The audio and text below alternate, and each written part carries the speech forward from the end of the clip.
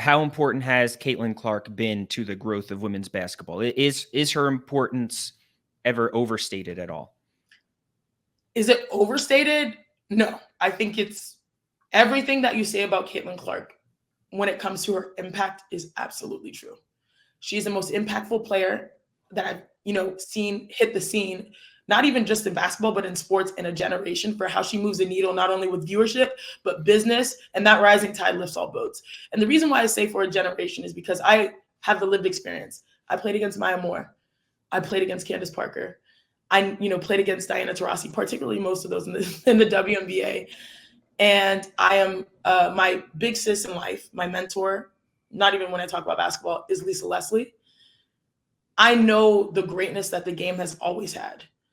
But Caitlin Clark is bringing it to new heights, exponential heights. And it's bringing and ushering the moment that we have always been waiting for. And I think a lot of times when you speak positively on other players, people take that as a shot to Caitlin. It's not. You have to celebrate those who are also advancing the game, but also recognize that Caitlin is doing things at light speed for us, with our business, with our growth, with our viewership. And a lot of people get so mad because, like, I say players understand this. Yes, players understand this. And like, I'm there in the locker rooms after the All-Star game where everyone is loving on each other, supporting each other. Good luck, in Paris. Hey, good luck the second half of the season. Now, when you go out there in front of the bright lights and you compete and it gets dirty and it gets competitive, people make that the personality of who these women are. That's not what it is. So, I think that's the frustrating part, knowing the real situation, but also knowing what the outer perception is. Caitlin Clark is the most impactful player we've seen in a generation, and probably when it comes to moving the business forward in the game we've ever seen. And I'm excited to be a part of this moment that she's helping elevate. Yeah, it does seem like there's a lot of people who just assumed the WNBA was not a physical, competitive sport before Caitlin Clark joined. Like there is that sort of reaction from a lot of people that are just now starting to watch it. Yeah, that was one of the big educational points that I tried to show people, because I think people have perceptions of how women should be conducting themselves compared to men, particularly through the lens of sports. Yeah. These women are like badass female athletes. They don't care who's in front of them. They're there to compete. That is their job.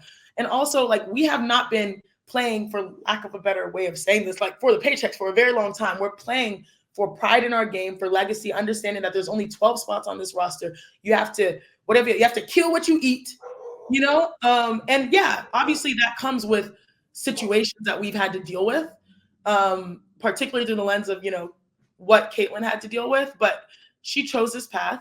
She's embraced this path, and she is better for it. A lot of the times that we were worried about protecting her on the court, that first half of the year, people used to get so, like, a lot of people, maybe because I'm not her teammate or on her team, like, I'd say to people, I don't really care about her turnovers. I really don't. I think that her willingness to share and not care what she looks like and not care about those mistakes is going to build a better her. Her willingness to continue to show up for her fans and for herself to learn this game at the highest level is going to show up. And let me tell you something, it did. She got 19 assists, set a WNBA record. Her fans are selling out arenas and upgrading arenas. She is the moment, and she's getting better as the season goes on, as we have all shared and predicted, So yeah, it's been a lot.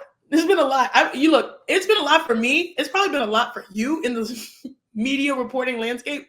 Can you imagine what it's been for her? That's why I'm glad she's chilling. And even while I'm seeing pictures of her taking pictures in grocery stores and on, like, in a terminal bus train, like, it's a lot on her shoulders, but she's done a great job handling it. Others too, yeah.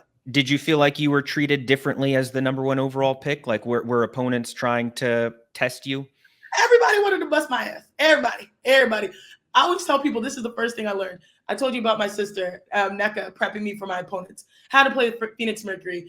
I was like, Nneka, what do I do with Diana on the perimeter? She's like, Chiney, let me tell you something. Diana, when she sees a rookie, she's going to test you. The first thing she's going to do is when you set a screen, she's going to punch you. So do what you want to do with that information. So I go down knowing I'm going to set a screen on Diana. And guess what? I hit her hard before she hit me as she tried to put, like, you have a screen, she tried to put her arm between it, like, oh, like punch through the screen, like, see what you made of. I hit her hard.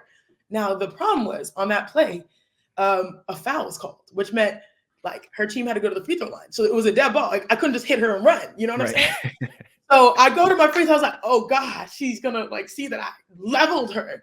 And I go and she turns on the 3-point line and makes a beeline straight for me and stands next to me. Mind you, she's not supposed to be on the free throw. Like, she's the point guard. She's supposed to be back at half court. She came next to me, turned. I was like,